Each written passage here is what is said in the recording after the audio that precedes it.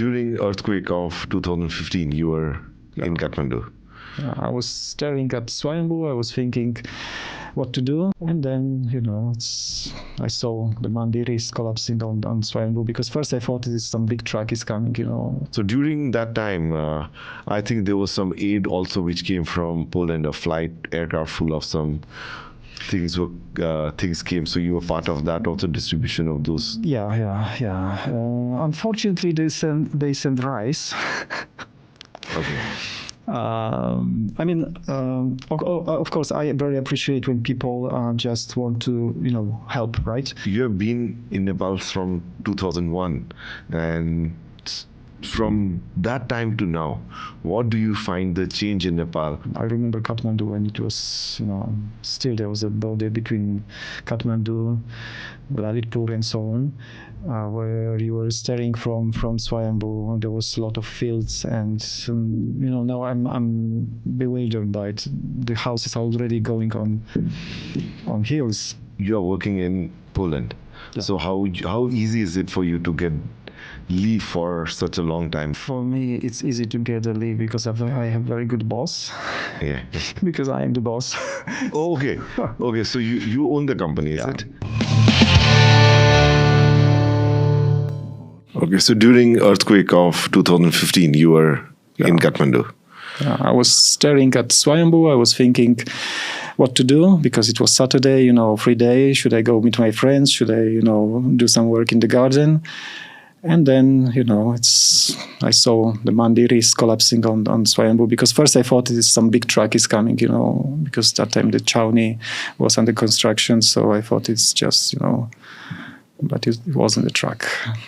So where you were staying, that building did not collapse. So you were safe, but you saw things nearby falling, is it? Or? Yes, building didn't collapse because it's on the solid rock, so it was like somehow it helped. But first, I don't know, a week we were staying in army camp. On the field.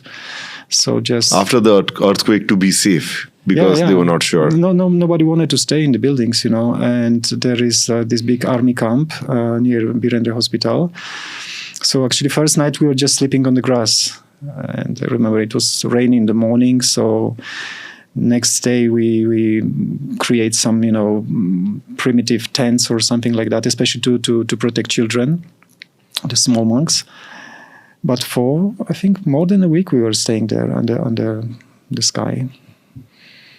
Okay, and then there was on 12th of May again there was another earthquake. So again, same thing must have repeated. Not exactly, because that time I was already involved with one Polish organization, NGO, Polish Humanitarian Action. Already just after earthquake, we start to bring relief to people, especially in this Sindhu Palchok.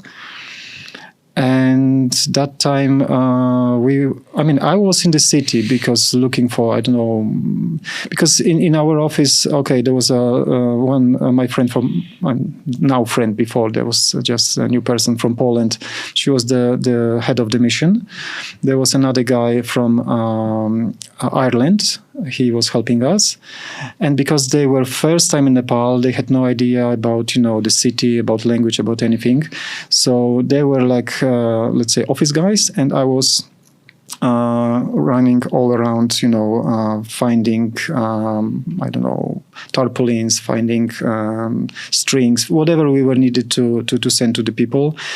Because I know the city and language a little bit. So it was my job. So I call it 3 earthquakes, because Saturday was the first big earthquake, Sunday was another one, and then on May was the third one. So all the time, fortunately, I was always outside. Okay. Some people were in the buildings, so they had much more traumatic experience of earthquake, and it was funny because, for example, after earthquake, you start to be very sensitive about, Yeah.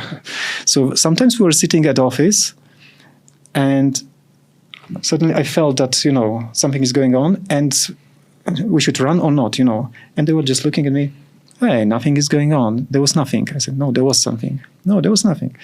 But after that earthquake, they went through, and that was the first earthquake for them. So when we were sitting at office, sometimes all three of us was immediately, I said, you see, now you feel it works. So, yeah. I think everyone here, we went through the same, because after the earthquake, whenever there was a slight jerk, or even if someone is sitting next to you is moving the table or shaking their leg, you would feel what is happening. So it was, I think, for everyone, and it was really traumatic. It was very sad. Yeah. So many people lost their life and so much of destruction. But again, we are resilient. We worked and we built it up again. Mm-hmm. So during that time, I think there was some aid also which came from Poland, a aircraft full of some things came. So you were part of that also, distribution of those. Yeah. Unfortunately, they send rice. Okay. Of course, I very appreciate when people just want to, help, right? But and I know that was emergency. So some businessmen in Poland, they decide, okay, Nepal people eat rice, let's send rice. Better if they will send just money, because we can buy rice cheaper and bring some more useful things. But anyway, yeah, there was rice, so we were distributing this rice around Parping and some other, villages around there. And there was some tents, there were some tarpaulins, which was, of course, very useful. And that was the army plane. So also they sent Polish. I don't remember how I don't know how to translate this name of this NGO, but this is like a Polish. Actually, it's not NGO. This is a government organization for this kind of situation. So they send a lot of these paramedics, of these rescue guys with dogs and so on. So they were looking for the people, especially in Balaju and some other places, and they were quite successful about that. They found few people even after, I think, 4 or 5 days. So they saved some lives too. And also, many of them, they were very well trained firefighters, so they could also check the buildings and decide, is it safe, is it worth of, let's say, in the future to rebuild or to, make structure like more stronger, or it should be, destroyed. So they were also making this kind of service. Okay. So you were part of the helping team during the earthquake. And then till when did you stay after earthquake? 2 months. 2 months. 2 months. Because first we were doing this distribution of shelter in different places. Some places we could go by car, some places we had to go by helicopters because they were cut off from the roads, or the roads were damaged and danger. And then after 1 month, Marta, my friend, because actually she came from Palestine for holidays to Poland. Okay. After 2 years, and from Gaza. And earthquake happened, and this NGO, Polish Humanitarian Action, they told her, sorry, Marta, there is a task there. And she came, but she could stay only for 1 month, because later she had to go to Burma. And then she said, okay, I will go, but some other person will come from Poland. But finally she convinced the head office, that actually there is no need to bring anybody because I'm here. And if somebody will come, I will have to actually, train this person to put in all this situation, explain everything and so on. And she convinced this head office that there is a guy, he knows place, he knows language, he was working with me and so on and so on. And then she told me that I was the first head of the mission in this organization that this organization never seen before. So, like the guy they never met. Because, for example, if they want to have anybody as a head of the mission, he must go through many tests, including psychological tests, because you might be full of good intentions, but if you come to the place when every day actually you are in danger, so many people cannot stand this stress, and they freak out and they do strange things and so on. So when Marta left, the second part of the mission was to bring supply of food to people so they will be able to survive monsoon, especially in these remote places that there was no road access and so on. So yeah, that was like quite big things, because it was quite hard to, for example, buy rice. I mean, in such an amount, and some other products, and then to get helicopters and so on and so on. But anyway, it was successful. So now, then after earthquake, you were also here during the COVID time. You were still in Nepal. COVID, yes. I came actually that time in March. I came just for a month because I was planning longer stay after monsoon. But 1 month changed into 5 months. Okay. So you got your visa extension that time, or how you managed? Yeah, that time, fortunately, European Commission and convinced Nepali government to not charge people for visas, and because they are not here, because they want to stay. Many people stuck here for a long time. So at the end, I went to the airport and I get the stamp that, this is so-called free visa without any payment. So that was, good, very helpful. So did you have a community of Polish people who were living here during COVID, and you were communicating how to go back, who wants to go back? Was there anything planned? Because I remember lots of European Union flights came to take back people from Nepal, and there were regular flights, people going on and off. So not so regular. I mean, it was not every day, but every 10, 15 days one flight would come. So yes, actually I was responsible, because Polish consulate, I was cooperating with Polish consulate here. Okay, we have just few people, Poles, who lives in Kathmandu, just few, and most of people are like me. Just spend, let's say, a few months in Nepal, a few months in Poland. Sometimes this is for like a family relations. Sometimes just people who are involved here in some projects. And most of people that time, of course, it was tourists. Who came here for 1 week, for 2 weeks, or 3 weeks, and suddenly there was already 2 months, 3 months. So I was helping to coordinate pushing people on that flights, because it was really not so easy to. There was so many people who wanted to leave, and it was when let's say plane was coming from France, French people were in the first in the row. So it was not so easy to find places in the planes, and so we were making a list. First of all, of course, we were sending like people with some chronic diseases, old people, and so on, people with children. Then desperate people who had to go away quick because otherwise they could lose the job. And so on. So yes, I was staying 5 months. Of course, I could push myself on the plane, but since I have, let's say, free place here and I can work online, so of course I was staying here.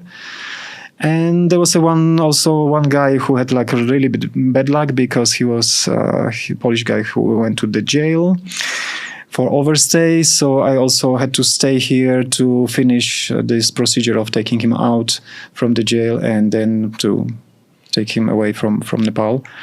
So if someone stays in Nepal for longer than the visa time, so they just charge fine, or they put them behind jail? Depends how long you stay.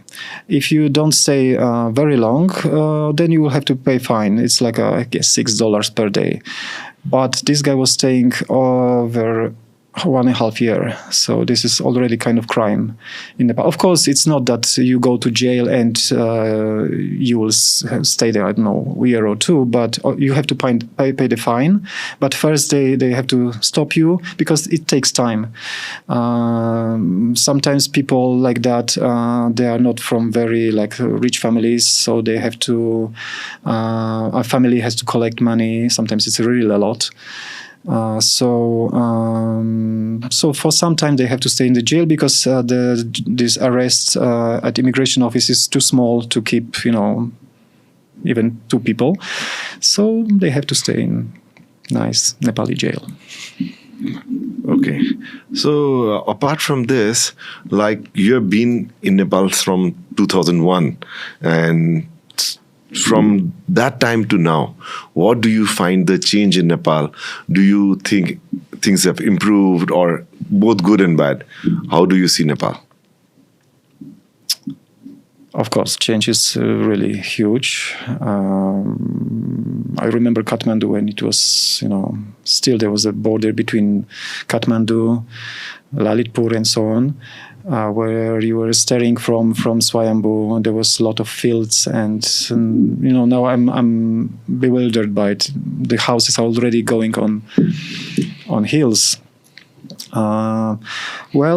For sure, mentality changed, but this is normal. People watch TV, people have mobiles, and so on. And Nepal is not as, let's say, on the side of the world as it used to be before. Of course, this change of mentality has pluses and minuses, because I remember times when I could go to some jewelry shop somewhere in Kathmandu and nobody was there, and I was waiting for the owner for like 5 minutes until he was finished tea with his friend or playing chess on the street. And so actually I could steal everything, go out, and these days it will not work anymore. There must be, CCTV cameras and so on. For sure, there is, of course, this Gen Z recently, it shows how big is the change in mentality, especially of the young people. People see how world looks outside, and of course, I'm thinking every family in Nepal has at least one person, abroad for work, and so many Nepalis already, they settle down in other countries. So people in Nepal, they know how life looks in other places, and they see how things are managed in other places. I'm not talking about only the facilities like, roads, medical, healthcare, and so on, education. And then they look around and they see that it's, a bit different here. So this is what is sad for me, is that so many young people, they don't see their future in Nepal. They just think how to go away. So when you meet people, many people are talking about how can I go out, or asking you for suggestions. Before, of course, some people were asking about that, but some. And these days, so many. And there is so many these agencies which were mostly cheating people, unfortunately, who they know that there is such a high demand for leaving the country, and they use that to cheat people, unfortunately, many of them, not all. But yeah, everybody, because they see in their mobiles how, of course, a lot of things in your mobile is fake. All these Instagrams and so on. These people are just, this is for show, they are not living this way. But anyway, people watch that and they think this is real. And then they look at their field or at their shop, and I will never get such a life, working here. So they create like a very often artificial dreams, because I know many Nepalese who went abroad and okay, they earn money, but they are not happy. They feel very lonely. They feel very depressed. They, of course, they struggle for their family and so on. But very often they tell me that I cannot wait when I will come back to Nepal. So your friends, Nepali friends in Poland who want to come back to Nepal? Not everybody, but many. For some people, it's life abroad is okay, and they are strong enough mentally to bear it. But most of Nepalese, they grow up in big families, neighbors, like this family social life is very, very vibrant here. And then they come to European countries. Very often they don't speak local language or not so good English, and they are alone there. And our culture also doesn't match, so even that is the issue. If there is a big Nepali community, so somehow they will have some friends and so on. They can have dasain together and so on. But otherwise, many of them, they are really like depressed. So of course they know that they came here to earn money, to build their future, but the price they pay is very often quite high, the mental price. And also what I've heard is normally when people go and post photos in social media. They post photo of the best things when they go out, good buildings, good location, having a coffee in a nice cafe. But many times where they are living may not be so good, or it may be far, it may not be easy. And here, there are a lot of people who can come and help. Over there, you get lonely, so sometimes when you need help, you don't have. And you work more longer hours than you would work of course. in Nepal. Of course. One of my friends, he was in this monastery I mentioned, there is a guest house. So he was a cook in this guest house. And sometimes he was saying, oh, we have so hard work here. I said, Surya, this is not hard work. You're on holidays. To cook a few lunches a day, a few dinners a day, and then play, carambol or something, it's not a work, And he says, no, it's so hard work. And then he went to Gulf country, and he was a waiter, 8 hours a day. And then he told me that now I understand what you were meaning. After first days of work, when he was getting up, his legs were so painful, muscles. He said, I feel like after some, very hard trekking. And people are not so nice as in Nepal. It's not that everybody will smile to you, but whatever you do wrong, they sometimes shout at you and so on. So many people, of course, everybody wants to show, like on this Instagram, I said that, this bright part. And it creates another fake idea, fake picture of life there. And when people come, that's why also the hopes are very high and the reality they face is very different. And suddenly you have to work like 8 hours a day, sometimes 10 hours a day. There's like 20 minutes break for lunch, not like 1 hour or so. And the paisa is not so money is not so as good as you thought, because many Nepalis, they also ask how much, for example, cook earns, how much somebody earns. So I tell them like that. They never ask how much you have to spend. And then they think, if I will get 1 lakh there, so let's say for them, in Nepal it's a lot for them.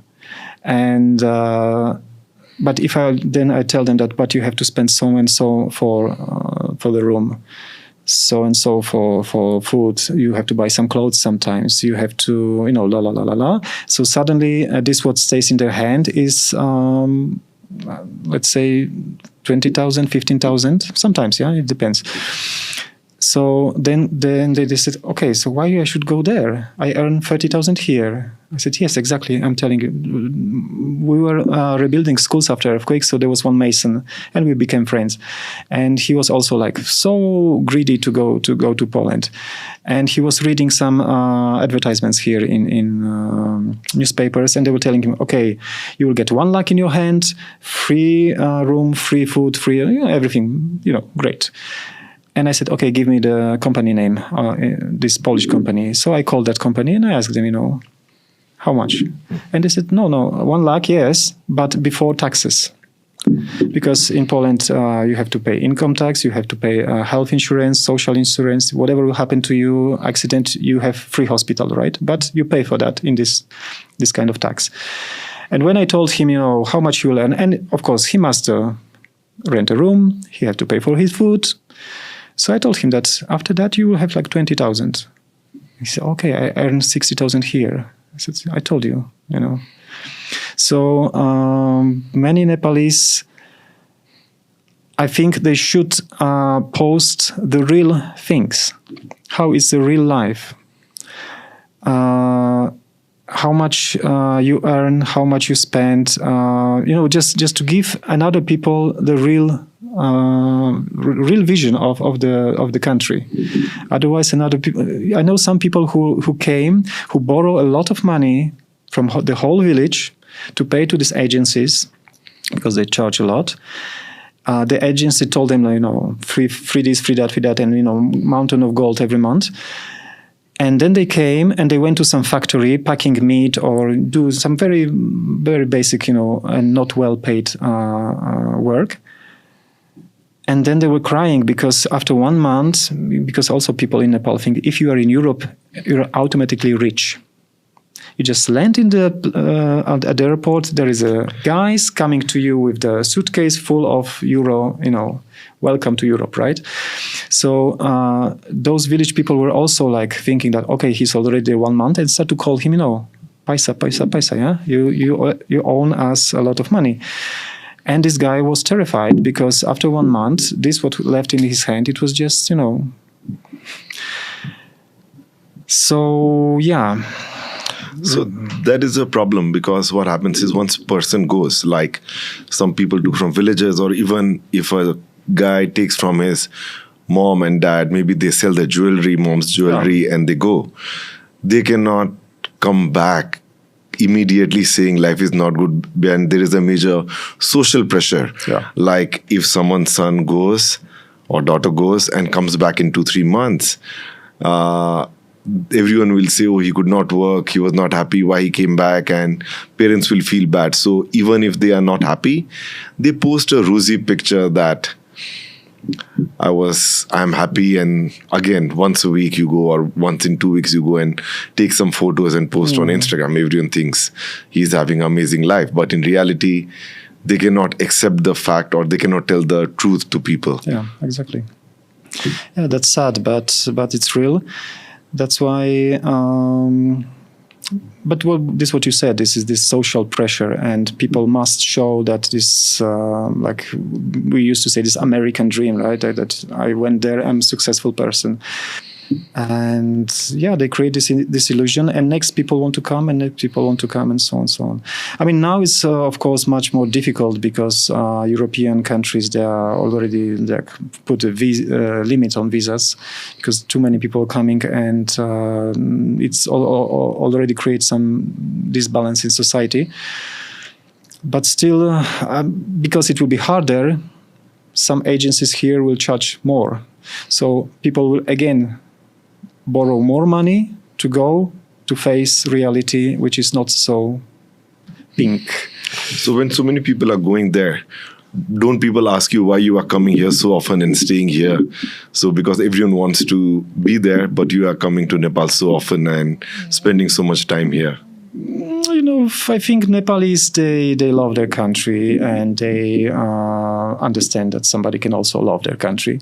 So this is not so surprising. But yes, very often I heard something like this. Oh, we wish to go there and you are coming here. Why, this dust, this pollution, this something, So yeah, I have these kind of questions, but it's more about, the mood in this country, about people, about, of course, friends, although maybe just 2 of my, from like 30 something friends, maybe 2 still are in Nepal. All of them gone. So, but still I'm coming here. It's hard to explain. So what all you like here in Nepal? I like people, that's for sure. I like food, nature.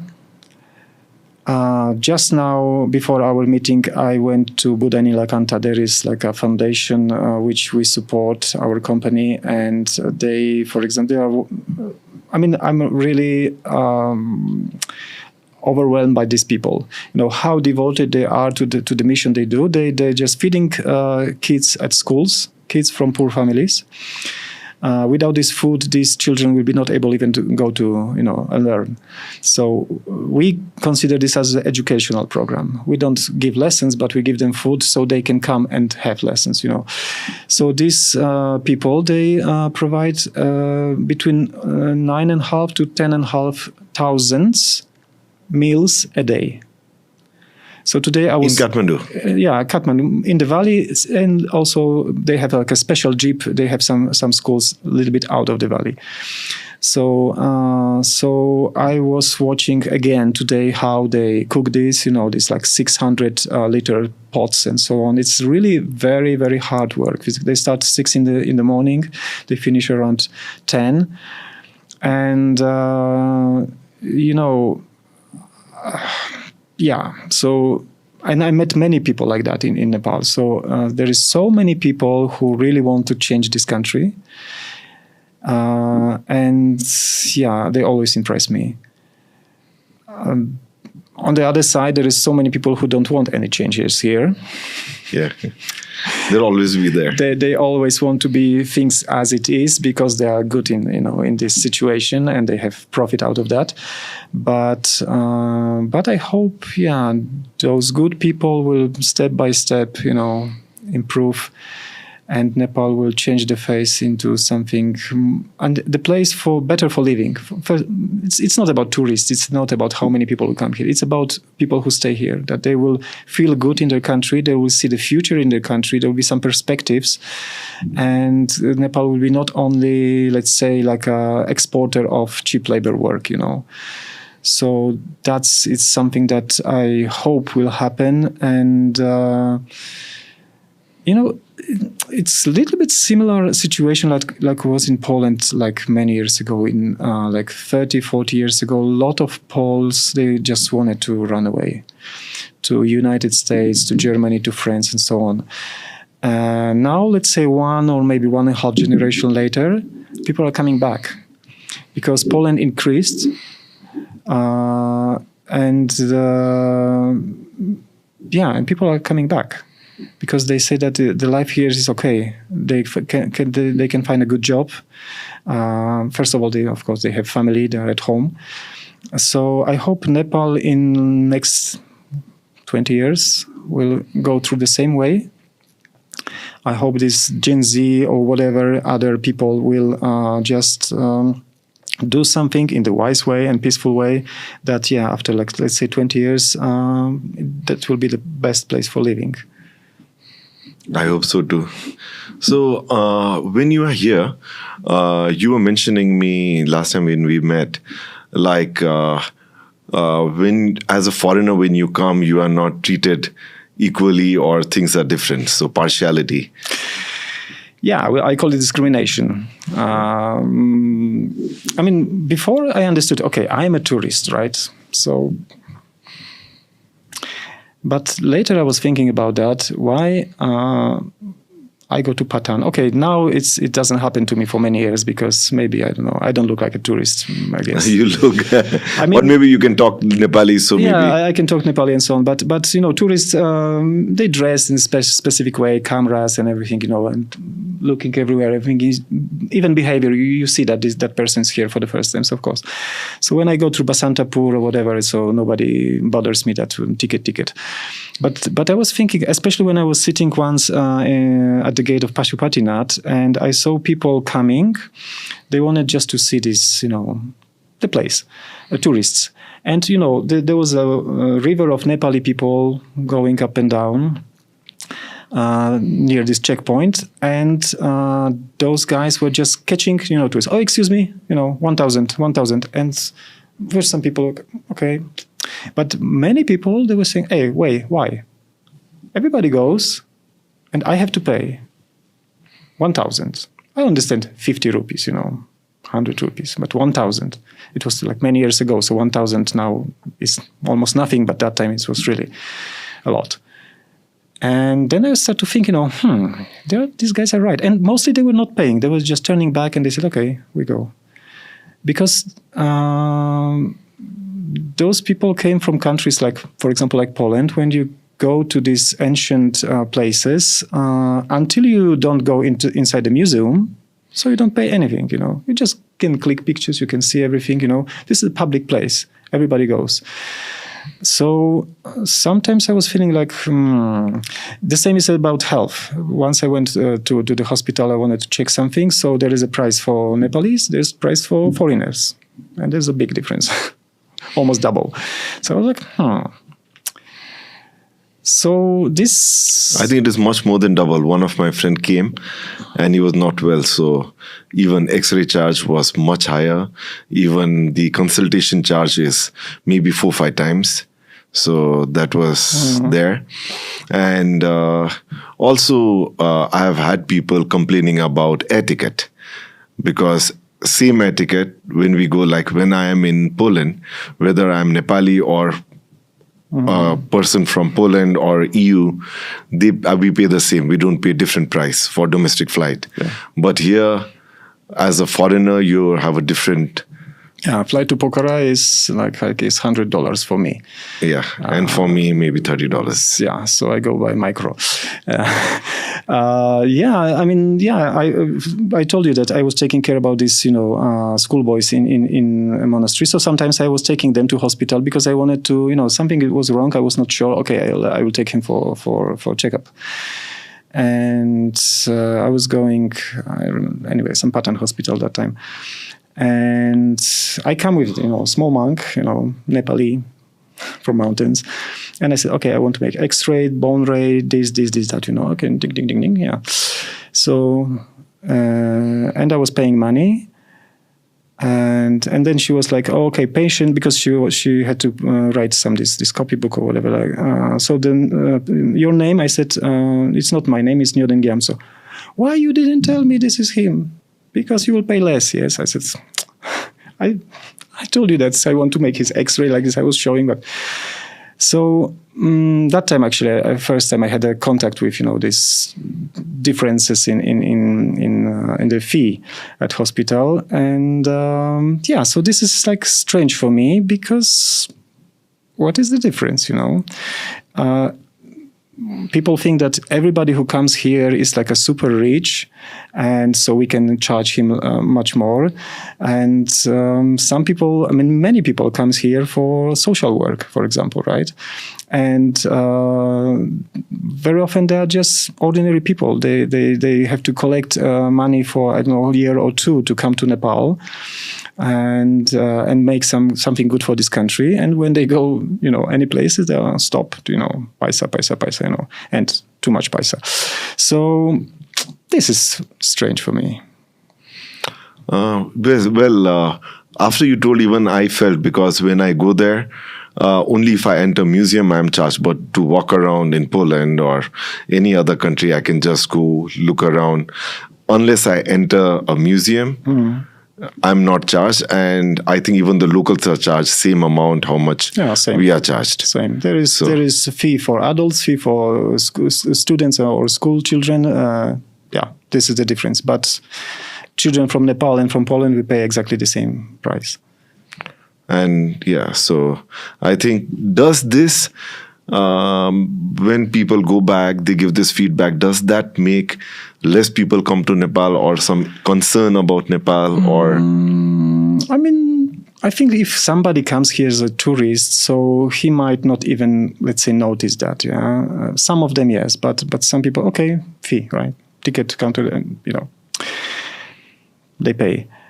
They come here once, so. But some people they see this, and if I want to buy a visa for India, I think for the price of visa, like 3 months visa to Nepal, I can buy like a visa for a whole year to India. So this is also many people, when they considering traveling somewhere South Asia, they count money, because it's not that everybody is rich in Europe, right? So people really sometimes struggle to collect money for the trip. And if they have if they love mountains, they will come to Nepal. But if they want just to see South Asian countries, so Thailand, free visa. I can go there. But there's free visa, no? I have free visa. I just go there, and they just put stamp when I arrived, and welcome to Thailand, right? So many people think, okay, if we have spent so much money, for different, visas or something like that, let's save some money and go some other place. So I'm not sure how it affects, tourism in Nepal, but I think some people take it under consideration, and it's maybe not plus for the decision about Nepal. Okay. So now talking about your work, like you are working in Poland. Yeah. So how easy is it for you to get leave for such a long time? You come maybe 2-3 months in Nepal, you are here. So how do you manage, or you are working online from here, or how does it work? For me, it's easy to get a leave because I have very good boss. Yeah. Because I am the boss. Oh, okay. Okay, so you own the company, is it? Yeah. So you're a distributor for, or I did not know, sorry. Like we do two things. One is distribution of dietary supplements. Okay. And second is these are products which protect us from electromagnetic fields. Okay. So yes, and actually most of my work I can do from Nepal, online work. And these days, like this 24 years ago, there was just one cyber, and to send email, I'm okay. It was taking 5-10 minutes because it was breaking, the connection all the time now. Yeah. Actually, now you can do it from your mobile. I walk on the street and I can talk with my office, and So, but anyway, of course, when I go, I ask them just to call me or whatever during emergencies, not just some ordinary stuff which they can manage by themselves. But yes, I work here online, of course, and that's why I can stay here a few months a year. And what is electromagnetic thing you are talking about? What it is? Electromagnetic field. This is electric. Yeah. Lamps, whatever, cameras, cables in the wall. So it is not just wireless device like mobile or something. Also, it is not anything which works with electric power. Okay. Creates electromagnetic fields. So we don't see this, we don't feel this. Some people can, but most of us not. It is called electromagnetic smog, is it? What it is? Electromagnetic field. For example, we sit here, we have this microphone. So all around this cable and this microphone, there is like an electromagnetic field. If you have device to measure that, so you will come here, pick, and it will show you how strong is this electromagnetic field. And this electromagnetic field is also radiated even if things are switched off. If they're just plugged in the wall to the general electric network, so it always produces this field. And if there is in your workplace, at your home, a lot of different devices, TV, AC, whatever, speakers, chargers, cables, whatever, there is a lot of electromagnetic fields. And they create electromagnetic smoke. So if you stay in this kind of environment often or very long, so it might affect you, especially if this electromagnetic smoke or electromagnetic fields are around you while sleeping. And our body, our nerve system, also it's a biological electric machine. All impulses that you can see me now, you can hear me now, this is electric impulses which goes to brain from ears, from eyes. So it's also electric. So these electromagnetic fields from outside can also affect our electromagnetic field, electric machine, which is our nerve system. So especially when you sleep, and that's why we shouldn't keep our phone just some people put near, like another person sleeping with them. If you have some cables near your, especially head, near your bed, this lamp, whatever, yeah. So it's better to switch this off and plug out from, because otherwise there is electromagnetic field. So our company, I have a friend who is an innovator, and he create like kind of screens that you can use for protect yourself from electromagnetic fields. Even he creates kind of powder that if you soak your clothes after washing in the water with this powder. So when it will dry, so all your clothes are becoming like a shield for these electromagnetic fields. So yeah, this is electromagnetic fields. And of course, there is already more and more scientific researches that, especially if you have these very high voltage wires, For example, in Poland and in many countries, it's not allowed to build houses under that. Even in Nepal, we are not allowed to build. Yeah, very good. Because it's proven, for example, people who lives under that or like nearby, they have very high risk of, for example, getting a blood cancer and some other, diseases. So, yeah. This is, of course, we need electric power, but electric power, unfortunately, might be also affect our health. So what I heard is, I did not know about this magnetic field, but otherwise, it is in everything. I thought only mobile and few things have, where wireless or Bluetooth and all that. But I did not know everything affects. But also I heard that every time, or what we do is, we have got most of our shoes are with rubber soles. We need grounding. We need to walk on grass so that the electrons or whatever charged particles in our body can go down to, and we get the earth. Especially in the winter, when you will wear some kind of clothes made of these artificial materials, kind of, let's say, plastic, like polars and so on. Very often when you, move, so this this potential, static electric potential is rising up, and sometimes when you touch something, metal things, or sometimes touch somebody else, even the spark comes. So if you and this happens because we have the rubber shoes. So this potential cannot be grounded. This is exactly the same situation like with lightnings. If lightning will hit the building which has no wires or tubes which goes to the ground, so building might be very affected. If this electric potential will go directly to the ground, it's so the same. This is like, let's say, so. Yes, that's why most of the buildings have lightning arrester, so that it will take it down. Exactly. So this is exactly the same. It happens especially when the air is dry, because during monsoon, when humidity is high, this potential will be taken by the particles of water which are in the air. But when it's dry, this is very now in Poland. Everybody will experience that because we have heaters at home. So the air at home is very dry.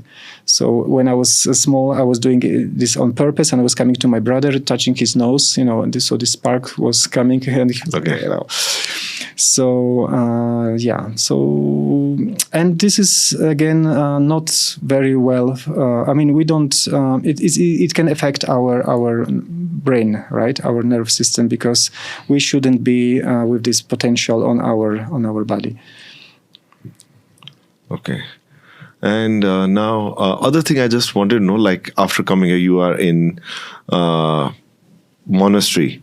So do you practice Buddhism also? Do you do meditation or something?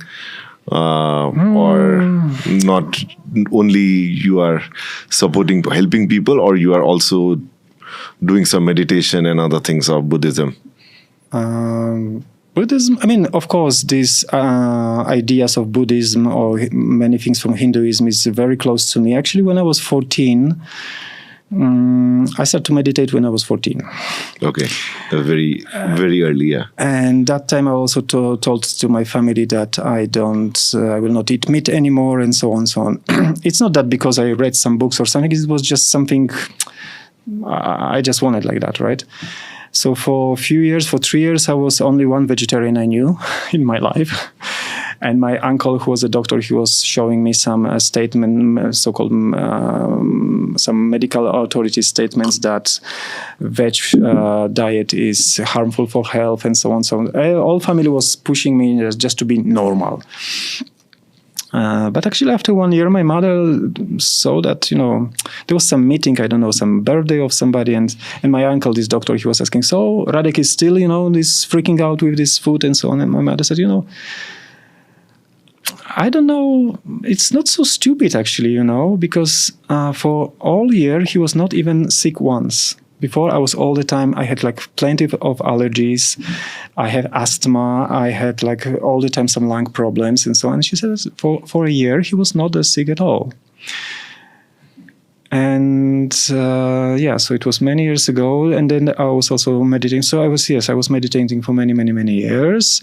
Even before I met this, I came to this monastery.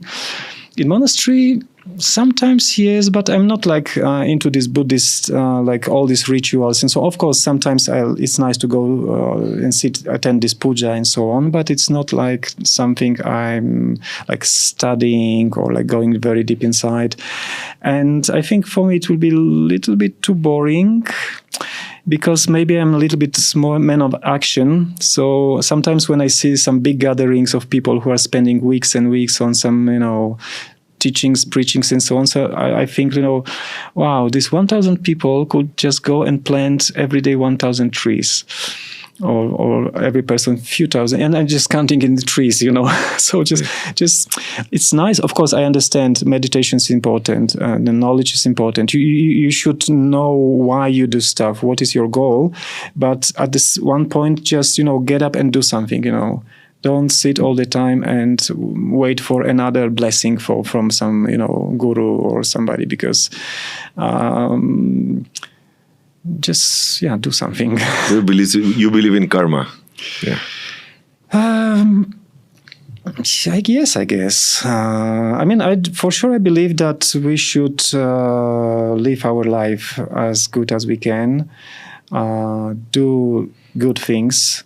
One is that part. Other karma is like work is also that. Yeah. This meaning. Yeah. Okay. Yeah. For sure. You have to do something. What is the use of your knowledge if you just know this and you sit and do nothing, right? Or if you don't share your knowledge, or you don't put it in life, in practice. So so that's why all the time in Nepal I have something to do, and it's I like it, and I think it's also very good for mental health. I can say it really brings you some kind of happiness, for sure. And in Poland, I had friends who were like taking they had like problems with depression, right? Now it's so common, unfortunately. Even here, it is very common. Yeah, and mobile phones, Instagrams and others really helped to get that stage, but. And one of my friends, I was talking with him, and I told him, go to. This is the kind of like an institution for people who dies. People with cancer, with some other diseases that, for example, that, okay, they give you like 3-4 months, and you need, 24 hours, that there will be somewhere around doctor, nurses, and so on.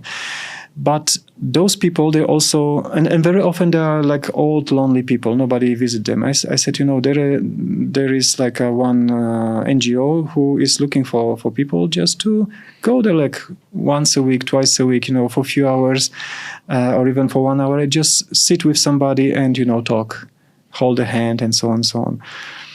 And this is very important for those people, And for that person, it was like a breakthrough. He went there, and less than a month, no pills, nothing, because he saw like a real suffering. People who will give everything to be in his place, to be young, healthy, and so on. And people who explain him that, because that sharing things is going both ways. So those old people, they also start to talk with him, and he said it was better than any kind of therapists. And they explain what you are talking about, what problems you have. Of course, when we are like sometimes too much in our, like, let's say, ego, whatever, so we think our problem is, the biggest because we broke the nail, and we don't see that somebody is, cut his hand. So very often just facing the reality in this way, it really helps. So for me, some people, sometimes in Poland, we have such a bad roads, we have such a bad this, we have such a bad healthcare system. But I said, guys, really? Because I could see, Nepal, India, and so on. And like my nephew came here. I brought him because since he was small, he knew that I'm going to Nepal. So when he was 9 or 8, I don't remember, he came with me. And he was always not very interested in learning at school, Well, then, And we went in front of the monastery. There was a restaurant, and we went there to eat something. And boy of his age came and started to sweep the table, and he asked me what we did. Then he brought us things, just. And my nephew asked, why he's not at school? This is a school time. I said, because he's not going to school. His parents are, don't have money to, even feed him, so he has to work. And for my nephew, it was like, he thought all world is like, in Poland, that and the school is like a punishment for children. Actually, of course he understands he has to learn, but then I think he understood that this is a privilege. And our society created the privilege for everybody. It doesn't matter you are the son of a rich man or poor man, you have the same chance to go to the good public school and have a good education. So for him, it was like really shocking experience. I could see this in his eyes, and I think that time he understood that, he's really lucky.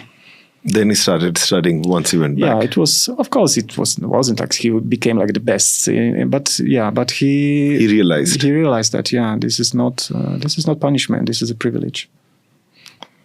Okay, so now what is your plan? For how long are you here? This visit was just for the same volunteer, or for other thing you came, and till when are you in Nepal? And when do you plan to come next? I was planning to come here at September, but some things stopped me in Poland, so I came end of October. One thing was again to visit this foundation I was talking about, Food for Life Foundation, Nepal, and again to talk with these people to see how they work, how they improve. Because last year when I was here, it was Dasein, so the kitchen was under renovation.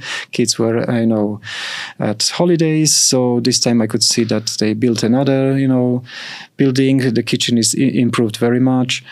And of course, 1 week I spent in Begnes just to get a little bit break from Dastmandu. Yeah. And another point is my friend's wedding. So that was like one of why I decided to come this cold months, because of this wedding. And yes, also this week or next week, I also will go to Parping and also supervise this, because now after earthquake, all schoolboys from Benchen are moved to Parping. So now it's 220 of kids there. And I also will go there and train some ladies who are taking care of them, how to how to check their health a little bit, and because this is sometimes so simple things. Sometimes I talk with the child. For example, every year I was making this general checkup. So also I was checking how they see. And I was surprised that they are at school. Sometimes they sit at the back of the class, and they don't see. And they have bad results at school, and teachers are, let's say, not satisfied with them. But when I ask him, can you see this? Can you read this? And he said, no. So I have to take and just buy him glasses, take him for checkup and buy glasses. And suddenly this boy is not like the worst pupil, but he's really talented, So sometimes things which are so obvious to us in Poland are here like nobody cares about that. So I'll also go there and supervise this kind of stuff.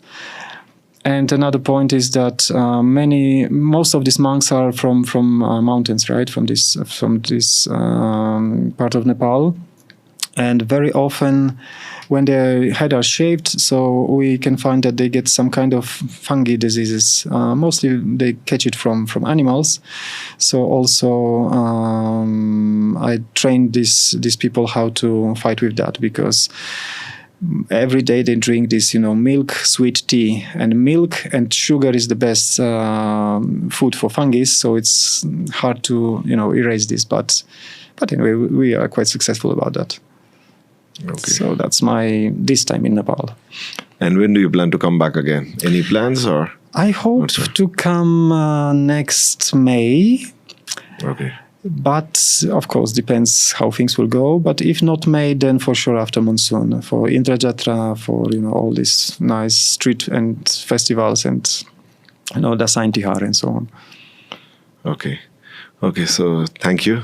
Thanks a lot for coming here, and thanks for sharing your experience in Nepal. Well, maybe it was a bit chaotic, but but that's me. I'll have another question also. Like, once people retire, like let us say after 20 years you want to retire, you don't want to work anymore, and you want to just come and stay in Nepal, it is impossible for you to come and stay in Nepal because you cannot stay more than 6 months. No. Like in Thailand, people go after retirement and they are, okay, now rest of my life I'll be living here and I'll be staying there and spending money. Yeah. Not possible in Nepal. This is not that, I understand if people will come to Nepal and steal working place from Nepalese people, right? Because it will be a super rich country and everybody wants to come here, right? So I understand. But if me as a country, like, okay, these people want to come, they want to stay here, they will spend... Start, Gaurav. Very cursor, Gaurav. Okay.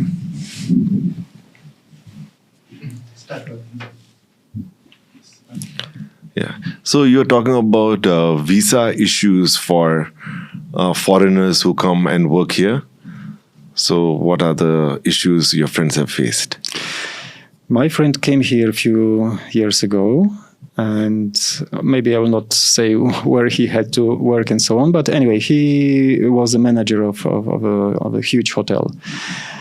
And that hotel wanted him to be here to share his experience, to train people, and so on and so on and so on.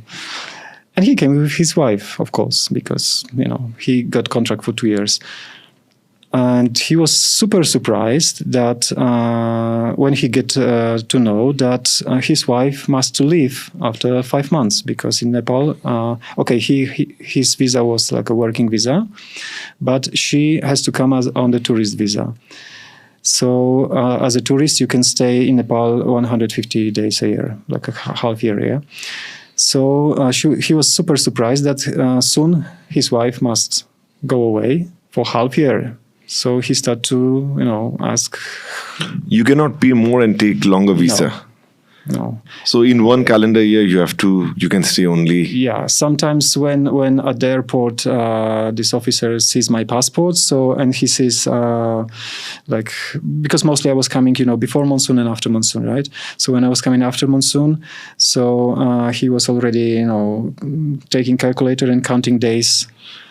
That's, maybe I'll be 151 days or something. And like if you do that, what will happen? Overstay. I mean, deportation.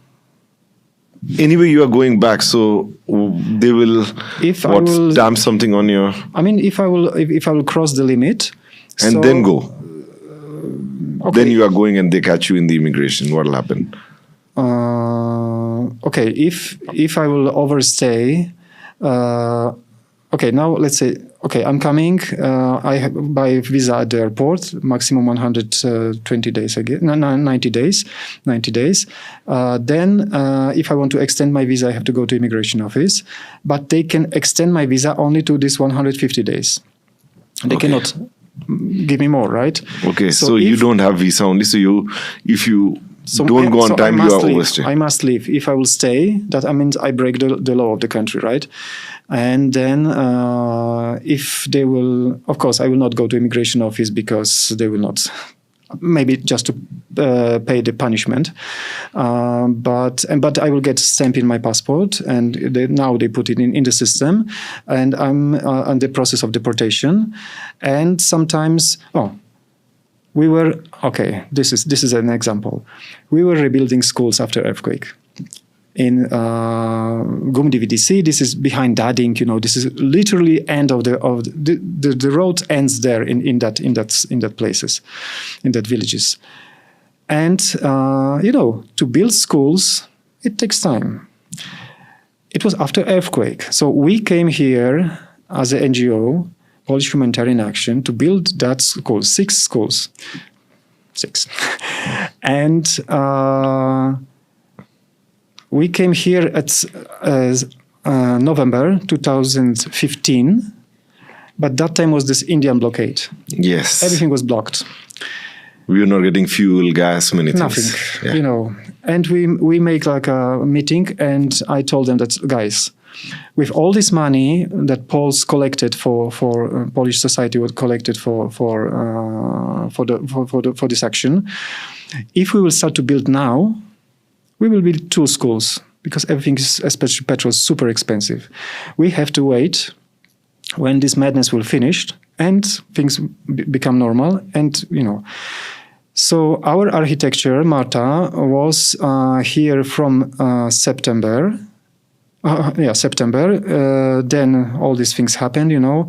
But anyway, her visa, let's say this half year, she didn't use because then it was January 1st, your account is clean. So she bought another visa and so on and so on. But due to different things and so on, this work was like, you know, going sometimes slower, you know, Nepal, it's hard to plan. Then that 2016 monsoon was too early. So again, we had like a delay because of this monsoon.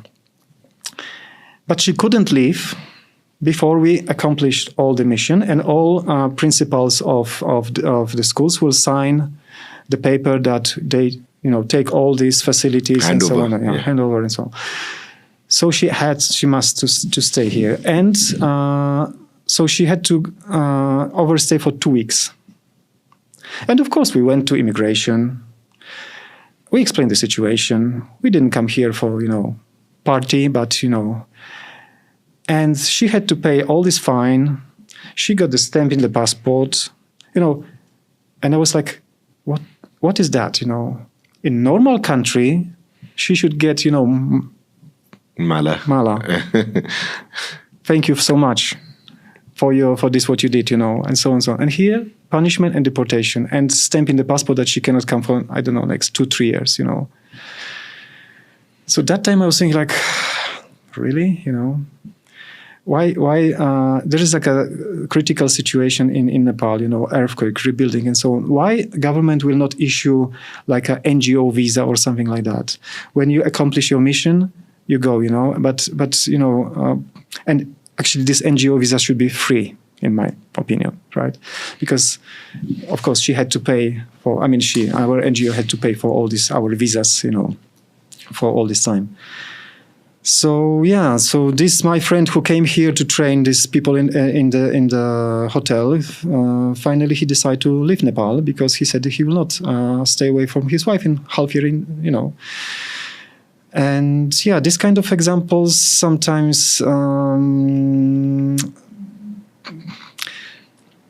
So basically, you can get longer visa only if you are working for an embassy or a company or something. Student visa. If you are student visa, business visa. But business visa, of course, you have to pump a lot of money into Nepal, and you know, so. But someone wants to come and do some charity work or some social work on their own, you cannot stay here. Tourist visa and maximum. You know, I was many 20-something years ago, for example, I met with this Ancho Engdahl, and I also wanted to, I was asking her, that time, now she has a big school, but that time that was like a small school for these girls. And I was also telling her that if she likes, next time when I will come, I can also come and spend some time here as a teacher, right? And she said that that's a problem. I mean, that's like two kinds of problem. One problem is that she wants teachers to stay for long because there must be relationship between, you know, students and teacher. She doesn't want these girls to have every month another teacher. And she said that's the problem because she cannot get visas. I mean, people, they cannot visas for longer than, you know, because some people, even retired teachers, they want to come and, you know, teach here, sometimes for a year, for, you know. So, for free, but until they are not employed by some official, you know, government school or something, but they coming as a, you know, just like to teach in this kind of, you know, places. So they can. So this is, I mean, in my opinion, this is a big loss of human, well, power, let's say, but let's say, a knowledge that Nepal could get from people who wish to work here or do something here. And this very easy things that we can manage, like kind of special kind of visa for this kind of people, is blocking them. So I was not aware. I'm also surprised. I'll also check. And also, when we see a lot of people, there is one of the times I was flying back to Nepal in Doha, I met one old man. So he was talking, he was from Switzerland, I think. And he was saying that I have retired now and I've sold everything. I've got money in my bank account. I'm going to go to Thailand and rest of my life I'll be in Thailand. So he went there. So, and definitely he must have figured out what he's going to do, where he's going to say rent, apartment or whatever. So in Nepal, if someone wants to retire and come, or let's say you like Nepal and one day you decide, okay, now I don't want to work anymore in Poland and I want to spend maybe 2-3 years here, you cannot. There is no chance of, although you want to come and spend money here. I have to marry, get like a, let's say, wife in Nepal, right? I have to make business here, pretend I am student. You know, there is no, I mean, of course, this or a legal way, but if I just want to come, let's say, even with some family members and just stay here more than 150 days, you know, no. Not possible. Although, you know, like this Thai government, they understood that, you know, people wants to go there and money flow will go from different countries to Thailand because they have to eat, they have to, you know, enjoy, rent a place, everything, you know. So yeah. That's our closed economy is also affecting our own prosperity. We could have, our people could earn money, Nepal would earn money if people are allowed to come and stay. And there could be some rules to check what they are doing, what not, but there is no possibility for people to come and stay. So. And many people, okay, I was during the COVID, there was one guy for overstay in the jail. And when I went to meet him for the first time, he also had this point of view that what they want from me, I was here like 2 years, spending my money, you know, and actually it was beneficial for Nepal, right? I could spend that money someplace else, but I wanted to stay here, somewhere around Pokhara, you know, and I spent, you know, like thousands of dollars for these 2 years, right? So it was benefit for like these local people because he was staying in some village, you know, and so on and so on. So why they punish me? I said, you know, you broke the law, right? Of course, I was showing him Nepali point of view. So from one side, I understand your point of view, but you broke the law. So now you will have to pay even more punishment. But yeah, this Thai government is really, I can go free visa. I can stay there. I don't know how many days, but some, I don't know, 30 or 60 days I can stay without visa. Then I have to get visa, but still it's super cheap, you know. They just want people to come, enjoy.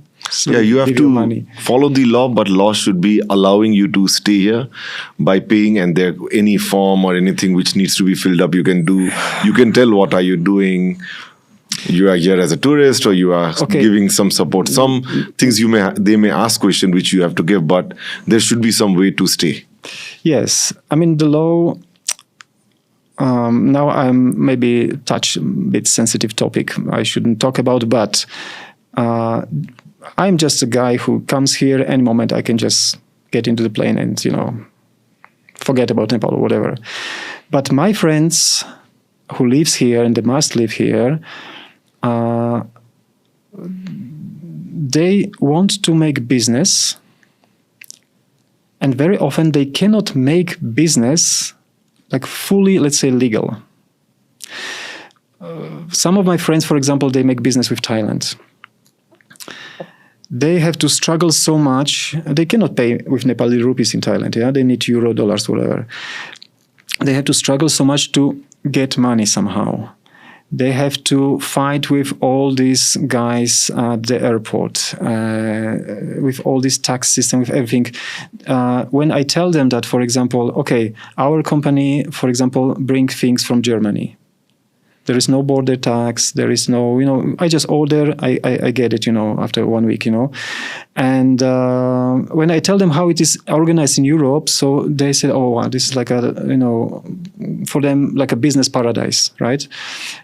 You can spread your wings, you can do your business or businesses, and without some tension. Of course, you have to pay taxes, but the country helps you to use your abilities in full, and they have feeling that they are pushed down, and that's also is one of the reasons why people want to go away. People who really have brain, who really can do something, nice things here. Things are difficult, too many registration process and many things. So definitely soon things will change. I hope so, and because, we're expecting a change, and there has been a lot of changes. And I think this will also change. So I hope so too, because these are very simple things, and it's not that Nepal will lose money if they will issue some cheaper or free visas even, because I think more people will, take this opportunity, especially young people who are very often not very rich. So, okay, let's go to Nepal, let's enjoy. They'll come, they'll stay in hotel, they will eat food, everything country is getting money from. Exactly. Thank you. Thank you very much for the invitation. Thank you.